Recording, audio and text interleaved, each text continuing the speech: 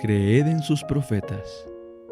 Domingo, 27 de septiembre, 2020. Isaías 37. Isaías anuncia la liberación.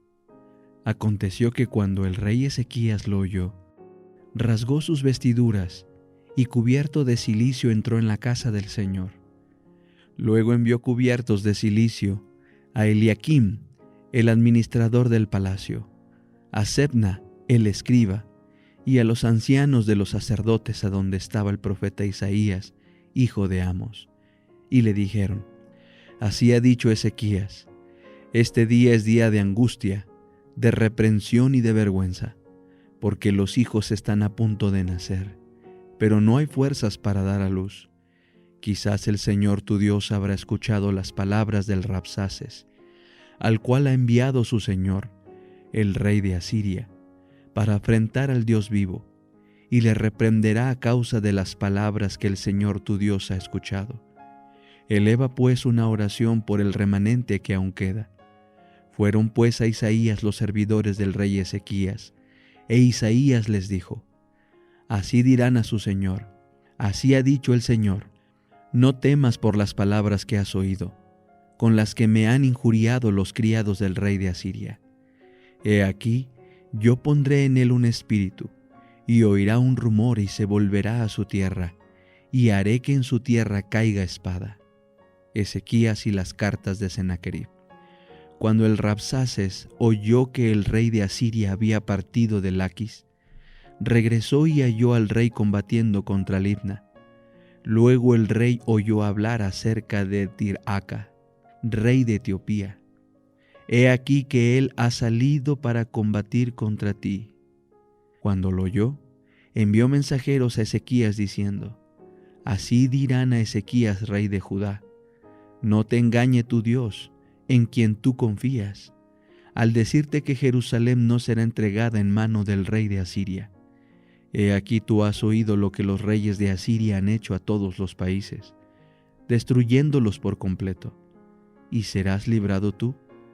¿Acaso los dioses de las naciones que mis padres destruyeron libraron a Gozán, a Harán, a Rezef y a los hijos de Edén que estaban en Telásar? ¿Dónde está el rey de Amat, el rey de Arfat y el rey de la ciudad de Sepharvaim, de Ena y de Ibá? Entonces Ezequías tomó la carta de mano de los mensajeros y la leyó. Luego Ezequías subió a la casa del Señor y la extendió delante del Señor. Y Ezequías oró al Señor diciendo: Oh Señor de los ejércitos, Dios de Israel, que tienes tú tu trono entre los querubines. Solo tú eres el Dios de todos los reinos de la tierra. Tú has hecho los cielos y la tierra. Inclina, oh Señor, tu oído y escucha. Abre, oh Señor, tus ojos y mira. Escucha todas las palabras que Sennacherib ha mandado decir para afrentar al Dios vivo.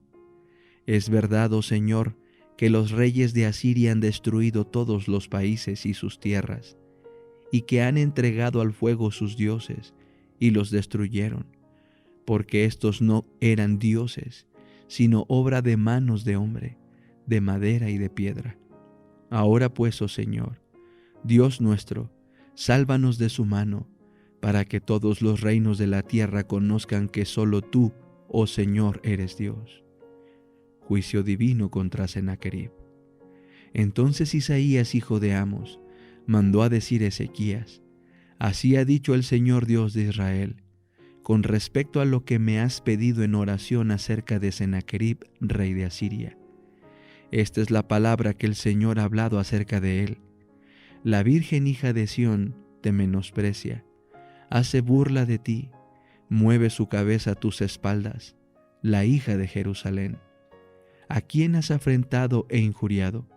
¿Contra quién has levantado la voz y alzado los ojos con altivez? Contra el Santo de Israel. Por medio de tus siervos has afrentado al Señor y has dicho: con la multitud de mis carros yo ascendí a las cumbres de los montes, a las regiones más remotas del Líbano. Corté sus más altos cedros y sus cipreses escogidos.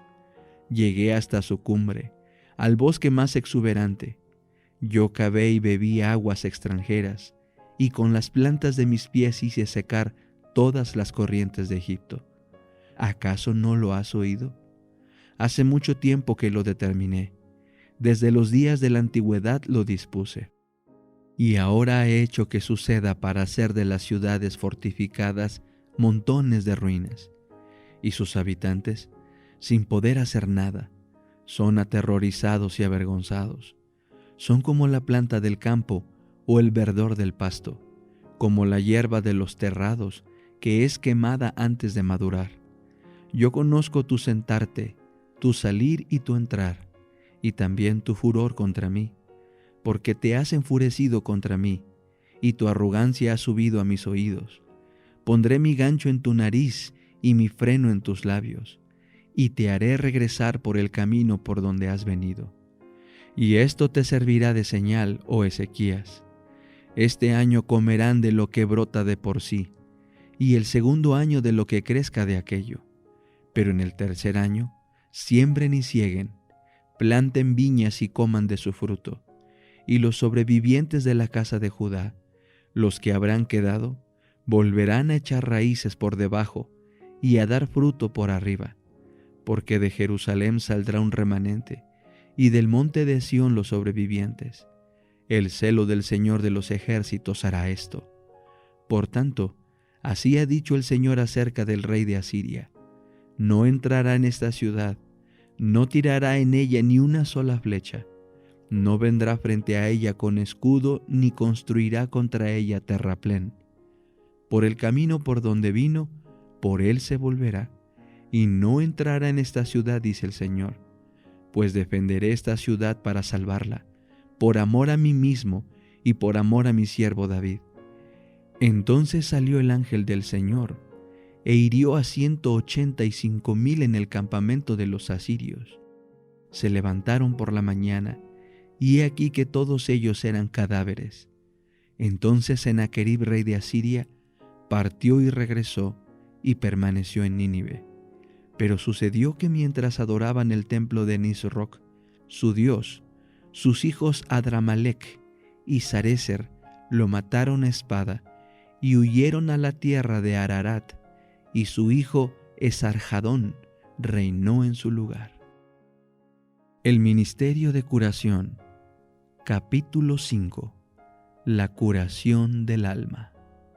Muchos de los que acudían a Cristo en busca de ayuda habían atraído la enfermedad sobre sí, y sin embargo, Él no rehusaba sanarlos. Y cuando estas almas recibían la virtud de Cristo, reconocían su pecado, y muchos se curaban de su enfermedad espiritual al par que de sus males físicos. Entre tales personas se hallaba el paralítico de Capernaum. Como el leproso, este paralítico había perdido toda esperanza de restablecimiento. Su dolencia era resultado de una vida pecaminosa, y el remordimiento amargaba su padecer.